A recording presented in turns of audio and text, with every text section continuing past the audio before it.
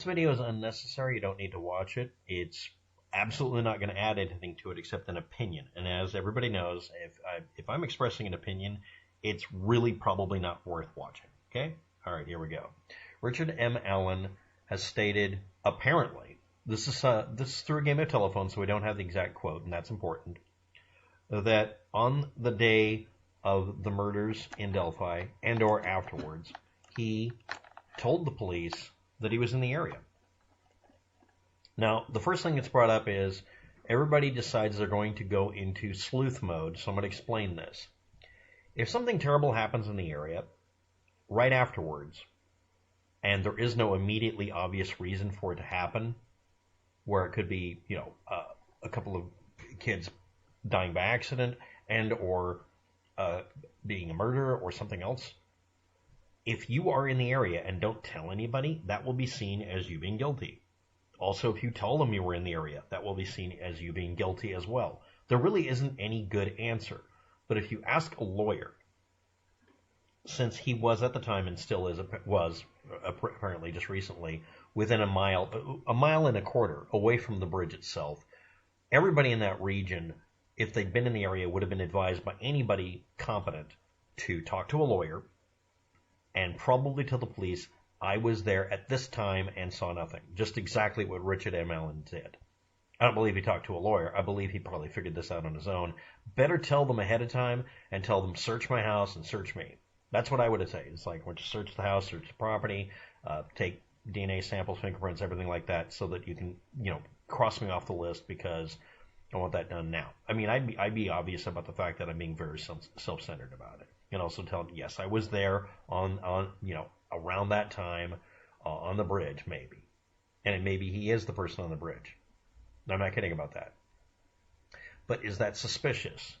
Depending on what's going on and depending on how everybody felt about it that day and what they were assuming or the ideas that were running in their heads about what might have happened, and depending on the rumor milling on the internet especially,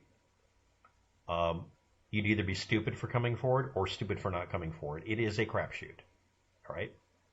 Next thing is, since then and since he was arrested, he and his wife have had to move out of their house, not have a job, etc. His life is over with at this point. He's screwed.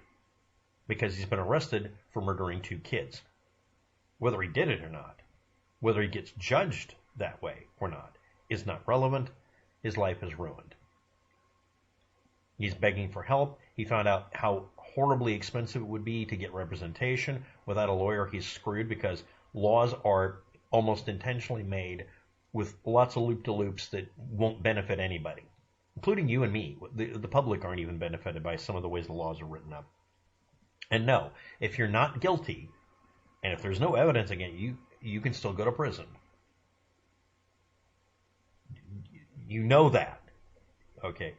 I'm not saying he's innocent or guilty, because I don't have a right to, and neither does anybody else. Next, I'm going to bring up the people with Ouija boards, soothsayers, and handwriting experts. Again, I'm going to repeat this. Until the police told everybody he'd been arrested, no one had listed him as a suspect, and no one brought him up. No, they did not. No, he wasn't brought up by full name or even partial name on 4chan or anything else. I've already gone through that and debunked that too. He wasn't. Nobody suspected him.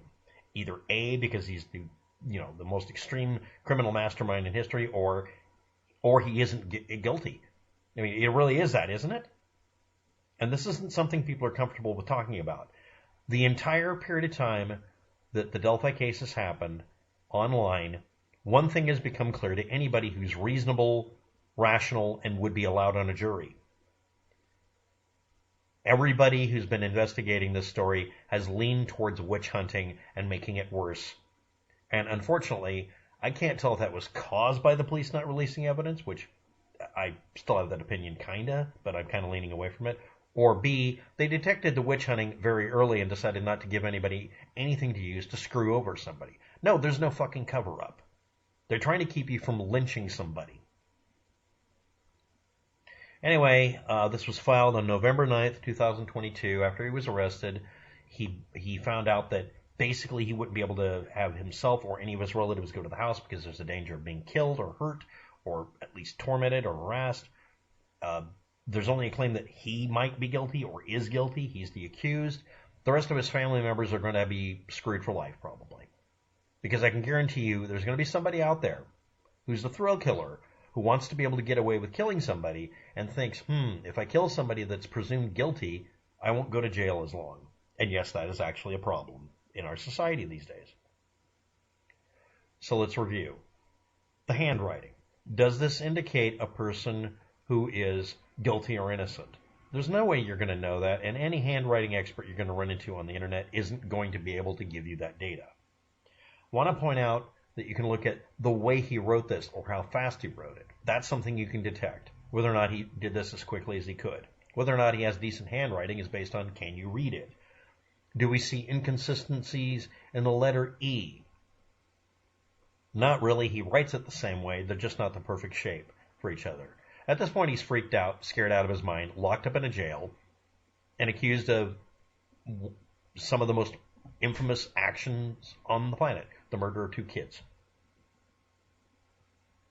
I mean, that's it. Oh, he was giving signals and whatever. Some of you out there who believe that bad guys signaled their guilt to everybody as a way to tease because you believe that, you failed. That doesn't happen except for people who are extreme sociopaths who are self-destructive as hell. He doesn't show any sign of that anybody's been able to bring up. And again, I'm going to repeat this, and I'm going to grind it into people's soul. All the people out there who claim to be in the know and have an inside information never talked about this guy ever. He's the only one who brought up he was there that day. He's the only one who outed himself. And yes, arguably, if he had never said anything and if no one had noticed him out there that day, and apparently there's maybe 2 people who said they might have saw him, if he had kept his mouth shut, they wouldn't have run into his house and messed with him. Next, there's a fire pit in the backyard of his. That's the only place any hard evidence could be. And since they haven't searched it for X number of years, they're not going to find anything. And the cause listed above, I hereby throw myself at the mercy of the court. I am begging to be provided with legal assistance in a public defender or whatever help is available.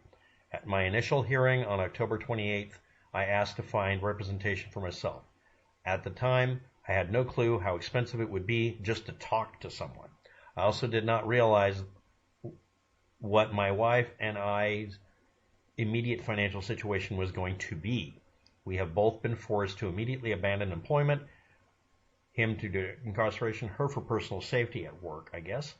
She has had to abandon our house for her own safety. What little reserve there is will fail to even maintain the original residence.